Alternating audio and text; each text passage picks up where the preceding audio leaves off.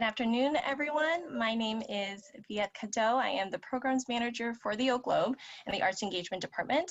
And today's episode is actually really exciting. I love it. It's, we've looked at business basics, improv, we've looked at music. So I think it's a time we take a step into the production world. And I knew just the person to ask to come onto the show. I won't introduce him though. Instead, I think I'll introduce our guest host. He is a student at San Ysidro High School, president of the Drama Club, and also the Attorney General of Associate Student Body. He actually keeps really busy. He loves the arts. He sings, dances, acts, draws, paints. He's also been in The Little Mermaid and Shrek, the musical. And even though he's kind of focused on the performance side, he is also very interested in the backstage world via designing and building. And so without further ado, Leo Michelle, why don't you take it away? Thanks, Vietka. Hi, everyone. My name is Leo Michelle, and I'm really excited to be part of today's episode. Today, our artist is David Buess, who is the properties director at the Oak Globe, and he has over 17 years in the industry, and he has done over 50 shows at the Oak Globe. So, hi, David. Hi, Leo. It's so great to be here, and it's so good to see you. Into this world of props. Well, I think what I was thinking about is starting with what is a prop, and I mean, to you, you can go ahead and touch on this since you were part of our summer camp. I mean, what is a prop to you? I think a prop is an object or anything that an actor can hold on stage or can be on stage to add to the scene and create an environment for the audience and the actors. Which is perfect. I mean, that's exactly where I would go with the definition too, is that a lot of what we do is putting props in actors' hands and just allowing them to either help their character or grow. But as my experience in theater and in the props world grew, I realized how much things that are actually props within a production. And with that, I was thinking that I would take you guys through a quick slideshow of just going through some of the depth and the breadth of what props can be. So with that, what is a prop? So I'm going to go through and I'm going to talk about these, like this, the beds. Beds in productions are props. Flintlocks or guns, anything that is fired is a prop. Chairs of multiple periods, those are props. Chandeliers, lighting fixtures, those are props. Drinks, alcohol, the colored water that we make, those are props. Benches, furniture, props. Microphones, period microphones in particular, are props. Food, fake food, real food, any of that is props. Cannons, weapons, I mean, this is just showing the scale of what that can be. Those are props. Something as simple as a lunchbox can be a prop. Typewriters of different styles, props. Coffee, whether or not you see it or not, the coffee cup still is a prop. Furniture of different styles, props. An amputation kit, which I have actually used in a production, is a prop. Medicine and the pills, I mean the container or the label on that container, those are all props. Floral arrangements and greenery and floral in a show, that's props. Swords of different types, those are props. Luggage, trunks, suitcases, steamer trunks, those are all props. Glassware, props.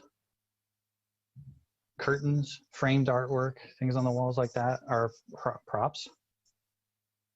Motorcycles, large vehicles, those can be props. TV sets, those can be props. And statues, those can be props. So just going through those quick images, you see like props can just can go on. It's a rabbit hole of things and ways that we can help support the actors and support the vision of the set with that. Is that, I mean, how does that look to you, Leo, in the sense of the props you've experienced? That's awesome. Yeah, like as you're saying, mostly everything that's not scenery is the prop on stage. And one of my question is, how do you identify between a prop and a piece of scenery or costume? It's tricky, and a lot of that is the collaboration and the communication. But a lot of the times, like I've referred to it in the past, like an empty home.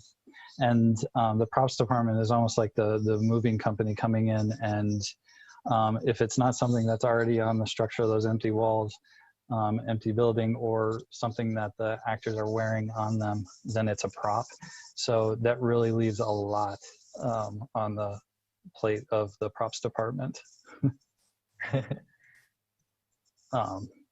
So with that, that kind of goes into the props. But for this studio, one thing that I was thinking is that the direction of somebody coming into props and wanting to be a future artisan, there's different aspects of what makes up that kind of person. And that was one thing I was thinking that we could talk about, Leo. Awesome, let's do it.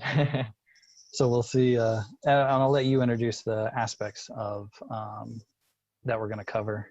Yeah, so David told me about the 3 aspects that the prop artisans use. So we have the creative background and building, we have the students of history, and an organized mind. So would you like to take on that, David? Yeah, I'll touch on the creative background to start, because this is something that, I mean, one thing that we all draw upon as artisans are the past experiences we have with working with materials. And this is one thing that I really liked watching you and the other students during the summer camp explore, is the creative use of the materials you had to create something completely unique to you and to your production within those props. So that's one thing about thinking about a prop career is my past as my creative past as somebody who likes to draw, somebody who likes to paint, somebody who likes to sculpt, somebody who just likes to rearrange the furniture in their home and create something that feels aesthetically pleasing to them. I mean, all of those are creative aspects of your background that will that can help and support your career in a props world. The other aspect to this is the building, and I'll go into talking about that now, where the building aspect of what the skills that you can work on now will help you through your career. So we're going to go into a section of slides here. You're going to see this is a little window into our prop shop at the theater. We are literally underneath the Globe stage. And this is the wood shop that we create a lot of the furniture you see on stage and a lot of the multiple props. So we're going to go into a couple builds and the creative process that we did within each build. So on the next slide, you'll see a deer. And this is, we have a couple deers that are fan favorites at the Globe. But for As You Like It, this is one that we created. And the trick about this is being creative, using our creative experience and our build knowledge to give the director a deer on stage that could be puppeted. And so we knew we were going to build this from scratch. So we knew we could take a taxidermy foam body, cut the head into a segment so that we could replace it with materials that our lead craftsman has used before. So he was drawing upon his past knowledge of materials and tools to be able to create that articulated neck. And so he was drawing upon his creative background to build out the deer, but he also used the table saw to create the structure that's just holding the deer in place. And so building armatures, building structures that can just support some of our props is just as important as building the prop itself. So you'll see he made that wood structure that's holding the head in place while we dress it out and figure out that articulation. And the next slide, you'll see one that's closer, and you can see the antlers, how there was some support that needed to get rigged in there. The fake fur is now starting to get dressed onto the deer itself. And that's another skill, is just knowing how to work with different materials, fabrics, and fake fur to shape that fur so that it looks like real deer fur. And then I'll show you what the final look was on stage of our deer. Here it's in his position where it was it was already feeding on the ground, feeding on the grass, and then picked his head up and turned towards the audience, and then lights out. So that was a fun prop that our department was able to use our past creative skills to create. The next slide you're going to see is a challenge that we had for They Promised Her the Moon, where our carpenter had to use his woodworking skills and his electrical skills and take the designs that the designer sent us and incorporate that into this lab unit. And so we knew the play was set in the 1960s. And so we tried to find or use gauges and buttons and things like that that signified the 60s and that could light up. And then he had to incorporate space within the cavity of the unit for batteries and for wire paths. And so with that, he knew that was part of the designing and laying out and organizing that material. And then he would come back and use hole saws and jigsaws and routers to sink all these gauges into the piece that he built. And in the final piece here, you see that it's cleaned up, it has been painted. And there was a collaboration with my carpenter and our painter and the electrics department, all to make this one prop come to life for the stage and really serve the show. And then the next piece that we're going to show you is something that I have told artisans and anybody interested in being a prop artisan, is that at some point in your career, you are going to have to make a fake book. And so just knowing that, the more skills and the more knowledge you have on how to create books, it'll help you. So in this situation, what you're looking at is a photo of a small photo of our hallway filled with styrofoam blanks that we were prepping for creating over 1,000 books. And these books were going to fill a wall. And so what we did is we opted to actually create each book out of styrofoam, but do it in an assembly line way so that we could cut them all, route them all, paint them all in a base color, and then come back and paint each 8-foot section of another color that the books would be. And then we chopped them up into the sizes of the books. So it was a process that, because we had those skills, because we knew the dry times and things like that, the team was able to go, we can accomplish this, even though it feels like a really monumental task. And so in the next slide, you'll actually see what the final result is that whole back wall is all of those fake books to dress out the whole scene. And a lot of the times people would say, why didn't you just do the binding? Because of the views that the audience had on this bookcase, they could actually see if we only faked out those books to the front. So creating the whole depth of the book with the styrofoam allowed us to create that illusion and really sell that this is a full library. And the interesting thing is, I mean, you look at this piece and you're like, okay, clearly this is a period piece. So history does come into play. And that's going to be one of the next topics that we talk on. So, but I mean, building wise, I mean, Leo, the stuff that you guys created what you built was amazing. The skills that you have in that kind of lead in with this final prop that I have here. And the only reason I threw this in is that I wanted to stress that the knowledge that you get as a builder, as a creator, all of that knowledge will stick with you.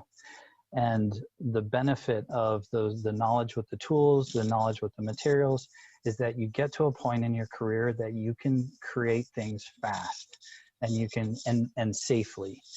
And this prop in particular was one that I had a time limit of basically 15, 20 minutes that we needed this on stage. And so I was able to go to the shop, get a block of wood, drill a hole for the ballpoint pen insert, because I knew that the actor had to write with it, then take it to the bandsaw, shape out the look of the pen, then go to the drum sander and sand it smooth so that it was shaped, and then take it into the paint room, paint it with the same paint that we use on the globe, on the Grinch props, and use a heat gun to dry it quickly, because I couldn't give the actor a wet pen, and then take an enamel paint pen marker and then line it out.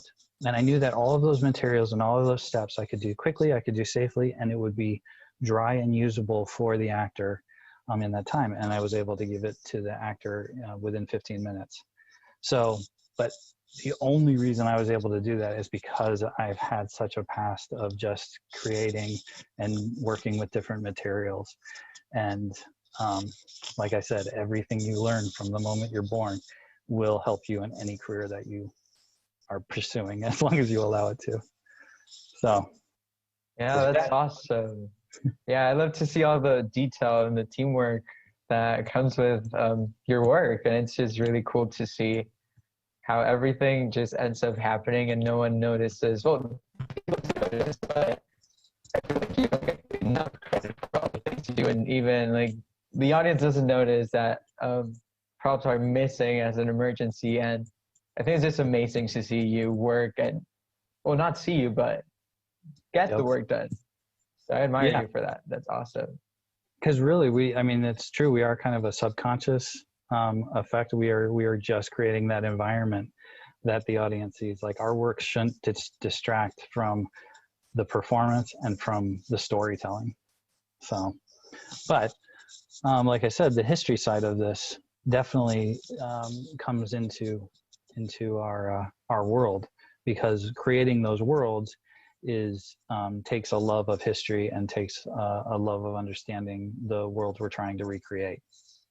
And that kind of takes me into the next section of an aspect of a prop person, is that we are students of objects. We are students of history, and creating that. And in this slide, you can see a really great piece of a postcard that is from the 1930s of the Old Globe Theater, and we have changed so much from them. And but it's still such a great theater.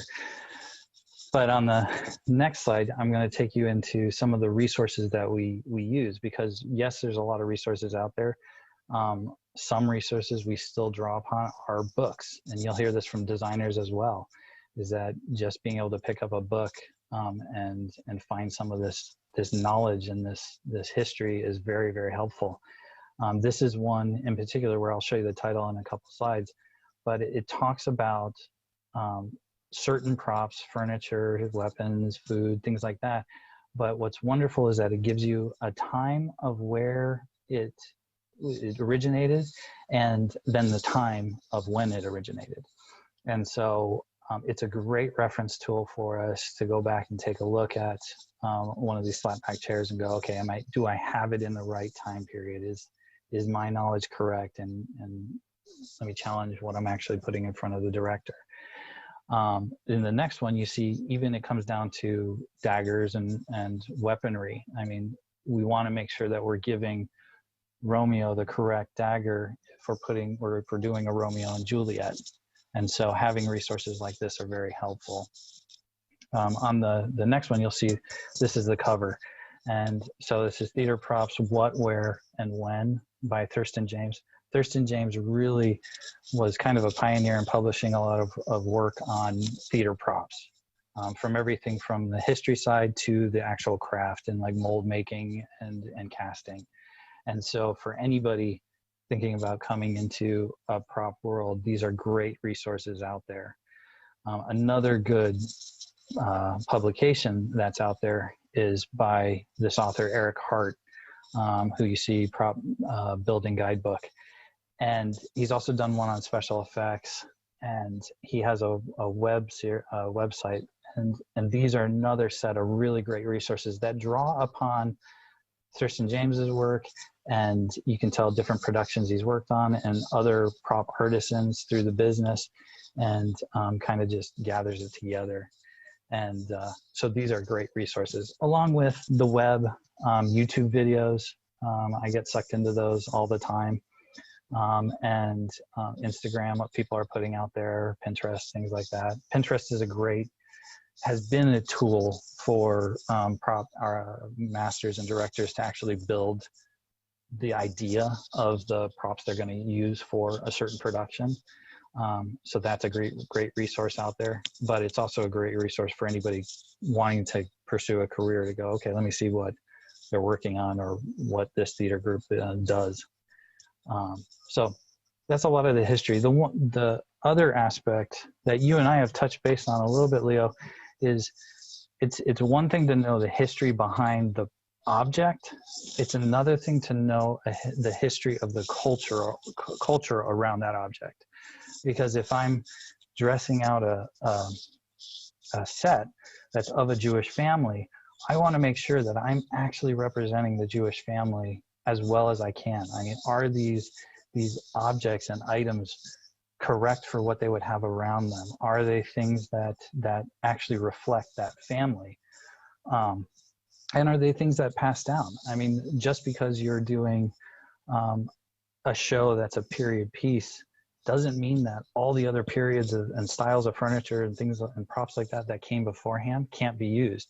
Because you look at all of our homes, a lot of the things that we have in our homes are just things that there's antiques that have been passed down.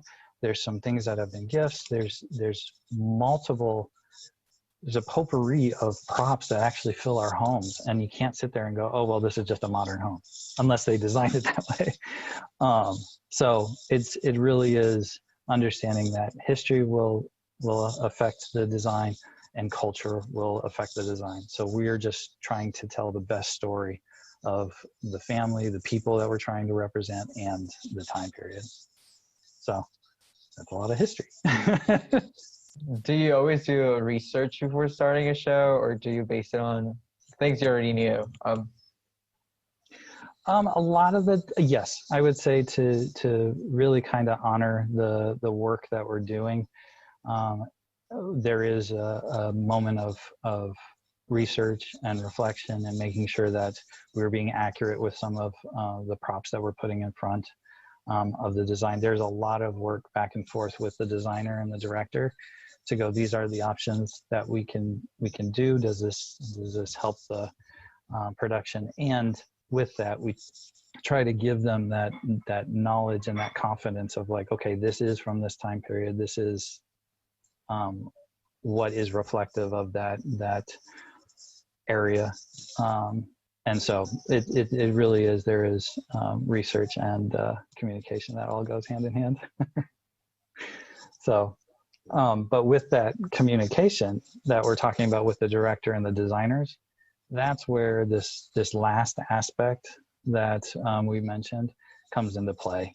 And it really is that organized mind, which is a funny mix when you're talking about an artist. I mean, artistry and organizing, it doesn't always go together, but in this world it is critical. And on the next set of slides, I've kind of broken it down.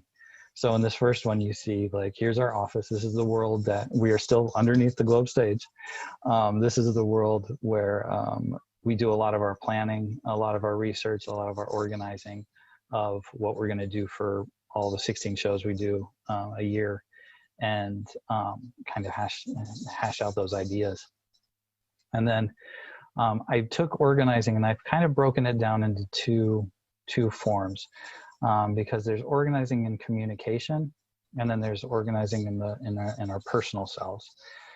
So the first one, I've broken up the communication tools that help us be organized. And so at the Globe, this can be different from different organizations that you work in, but Dropbox is a great tool to gathering imagery, gathering the information from different departments, and keeping it in a central hub. Excel and Word are very helpful tools and good forms to communicate your ideas or organize lists. There are a lot of the ways that the stage management communicates with us with prop lists. So, but all of that helps us stay on track, stay organized so that we meet the opening night deadline. And then some of the other tools that I'm referring in this imagery is like just calling your designer, feeling that you have those other resources to reach out. I mean, I can send text to my designers. I can call them. It's very much a fluid, like, I have a question right now. So it is a fluid form.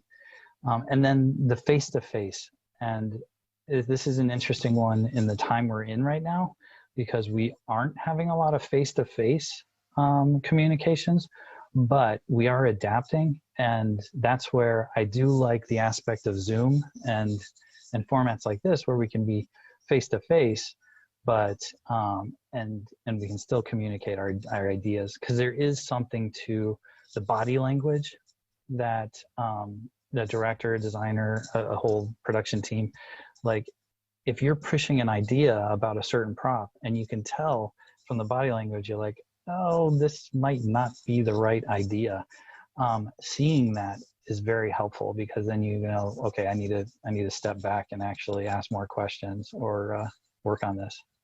And then the other aspect of communication on that was drawing.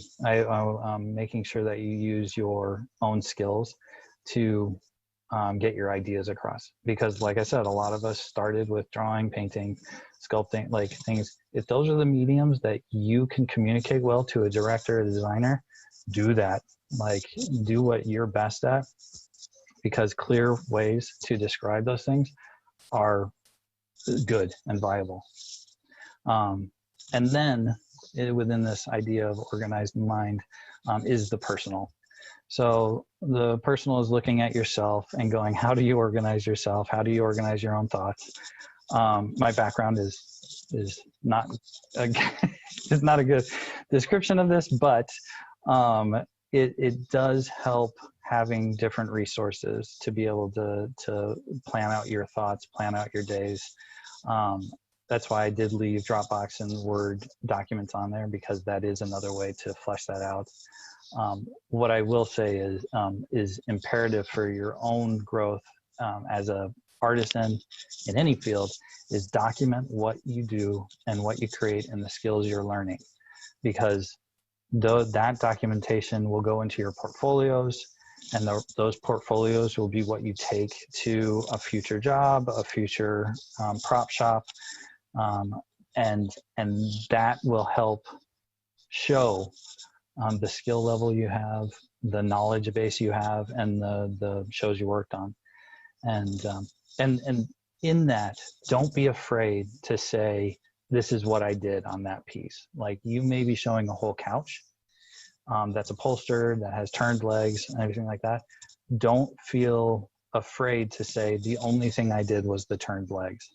Because the worst part about showing a photo of a prop is if you've only done a small part of it, and what's being presented makes it seem like you built that chair from scratch, and then you upholstered it, then you painted it, and then you turned like you did everything. And so you want to be clear, because that just means that I know the skill level you have, and I can sit there and go, wow, you did great turnings. And I'm like, I like what you did with this. I can help you upholster. I can teach you I can give you that skill. And so we can keep growing your portfolio. So being open, clear with that communication is very important. So that's all. I mean, between those three aspects, that's a lot to an artisan. But like you saw within the prop, what is a prop? There's a lot to props, and there's a lot of stuff we deal with, and we're always learning. But I threw a lot at you. Yeah, that's great. Okay, I would like to ask you some questions as a high school student. from my perspective. So the first question I have for you is, what were you doing in high school when you were my age that links to what you're doing today? When I was in high school, I wanted to be a Disney animator. And so I was drawing like crazy. Like anytime I had time, I was drawing my own characters. I was drawing any Disney character I saw on a film or in a comic book or anything like that. I was drawing down. I did a lot of that. And that's those drawing skills and those painting skills that I worked on then, I still use today, because even during Grinch, I mean, I've mentioned that I do caricatures of certain actors that have been in the Grinch, and we kind of have this tribute to those actors, and we call it the Whoville Hall of Fame. And I still draw on those skills that I was working on as a child growing up to create even that work. So I'm definitely a big believer that you draw upon everything that has affected you and every skill you've learned. Yeah. And my second question is, when do you decide you were going to do this? It's funny because growing up, I never knew that there was a career or a path in theater for somebody who'd like to draw and sculpt. I didn't think that was something that I could, that was open to me. And it was a lot of different teachers, different experiences in my life. And also me looking at theater and film and finally saying, I want to be in that. How do I do that? And then just going back out to my alma mater and going, I want to be in theater. How do I do this? And them going, well, can you do this? And I said, well, here's stuff I've built. And they were like, great, start building props. And literally that started me on this path into the prop world. So it was me knowing that I didn't quite find my place yet, and going, I love entertainment. I love theater, and I love film, and I love the things that are in their hands. I love these time periods. And I was like, I want to be a part of that. And so it was me going, okay, I'm going to try this. So that's so cool. Okay, I would love to keep asking you. Oh, I'm sorry. Keep going. No, the only thing I was going to say is that was what was wonderful about that summer camp with you and the other students, was seeing the creative side of what you guys came up with, because your skills with a hot glue gun will definitely help you through your career, because you'll be able to sit there and go, I can make a dagger out of hot glue and do it very well. Thank you. Yeah, it was really fun. Thank you for having me there. I would like to keep asking you questions, but I think it's time to open up with the viewers. So Vietka, are you ready for the Q&A? I am actually. So anyone who's watching, please continue sending your questions in, and you can ask questions of Dave or Leo.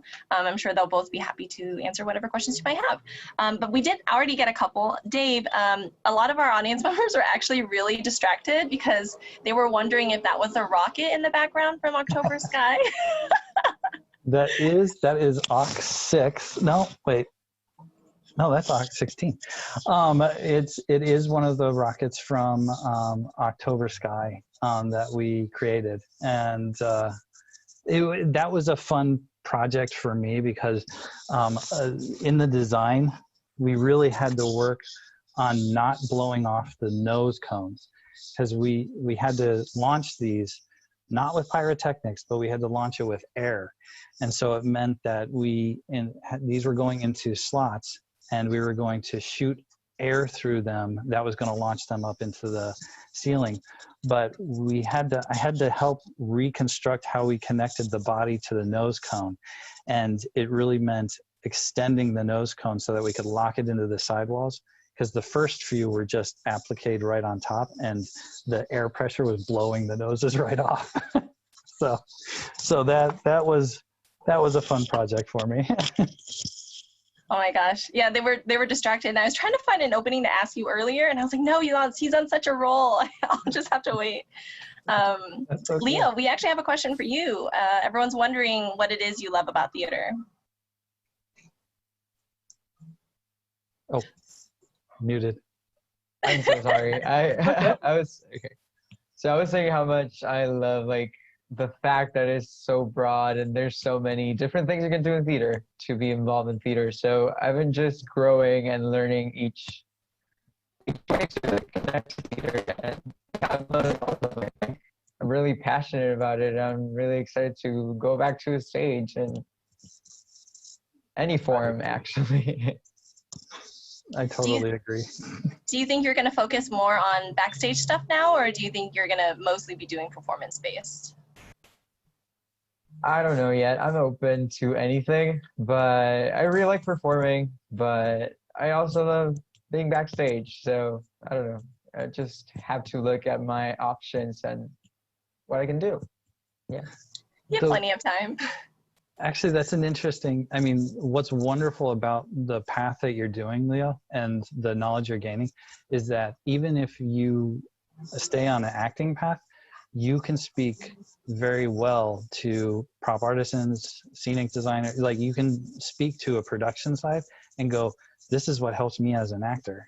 And that just makes our job that much easier. So that's awesome. Okay, we have another question, and either of you can answer. What is the favorite prop that you've ever created? You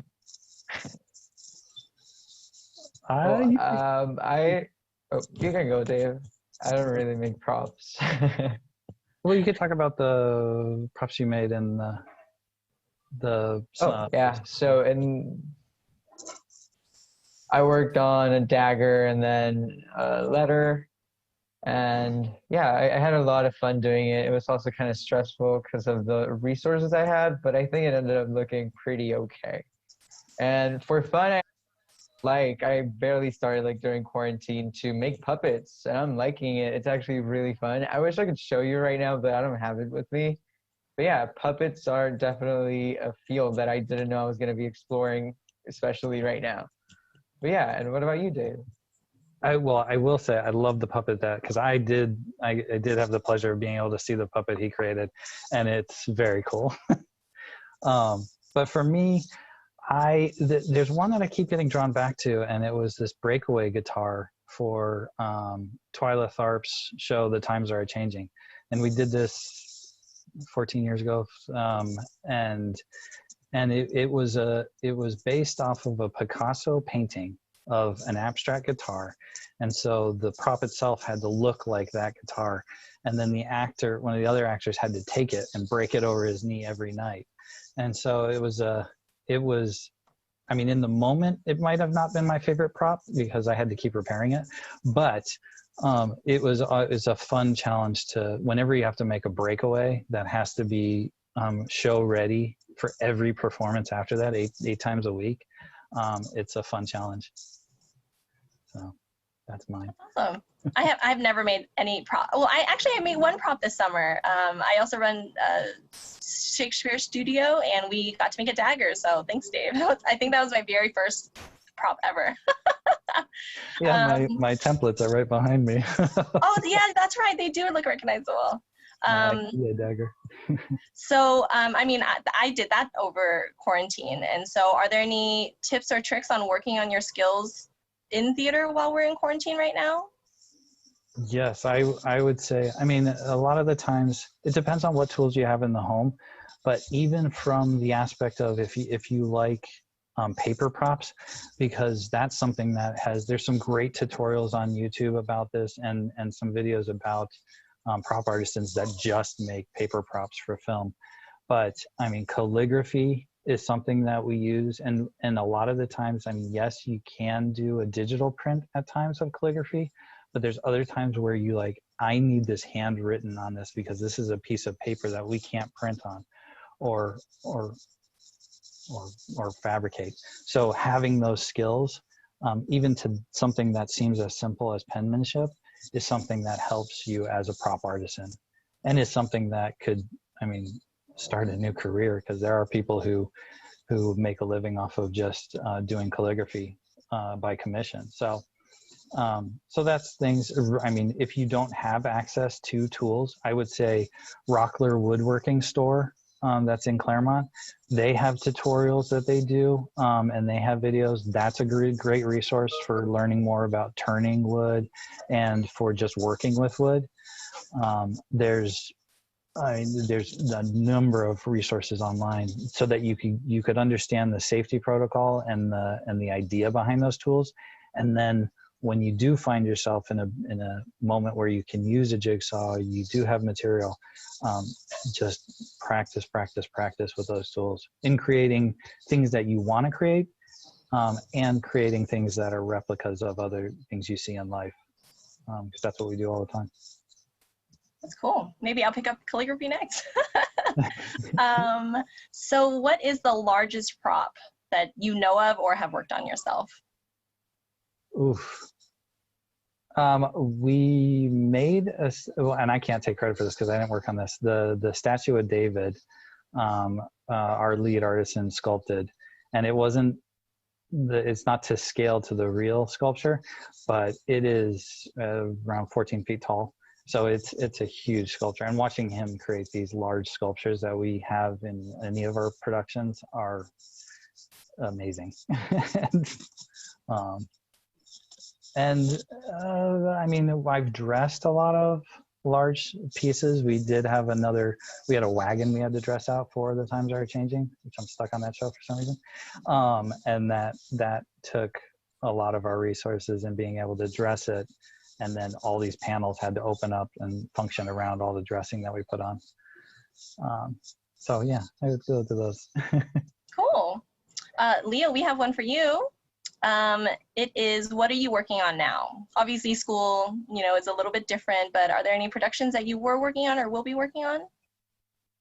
No, not currently. I'm mostly focused on my theater program at school and also ASB in general. But yeah, I've been drowning in school, but it's okay. I like it.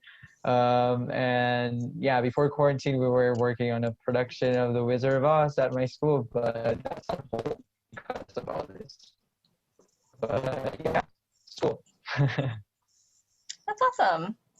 Okay, and we have, I think, one more question, and that is if you could work on any kind of prop or skills on another production, like if you've seen a production before, what would you like to work on?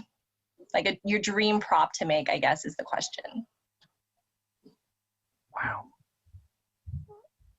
I know for me, I want to keep perfecting my skills with the lathe and doing metal lathe work. I'll let you.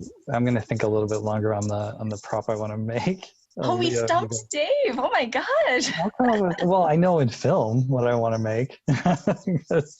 Anything out of the Mandalorian series. Oh my gosh. Yeah, I think there's a robot build at some point in my future. Well, you know what? Maybe we can always have you back on the show, and then you can answer us then. Yes, exactly. Okay, great. Well, you know what? I think that's all the time we have today. I know there are people who are super active in the chat right now, but if you have questions for Dave that you want to ask later, feel free to either contact us on our social media or email Dave down below at dbuess@theoakglobe.org. I want to thank Dave for coming. I love having chats with Dave. Everything he always shares is so interesting, so thank you so much for coming. Thank you. No, I love being part of this. And then Leo, Leo started as a student with us at Theater Design Studio, which is a brand new program. We had our inaugural season this past summer, and he was one of the students, and so we just thought he'd be the perfect fit for our host today. So thank you, Leo, for coming. Thank you for having me. It's pretty fun. Yes, thank you so much, Leo. It was great having you back. All right, well, this ends our episode of Creative View Studio. Thank you so much for everyone who tuned in, and thanks for being so active in the chat. It was really fun watching all your comments. And then we will be back for another episode next week on Facebook and YouTube at 3:30. Talk to you soon.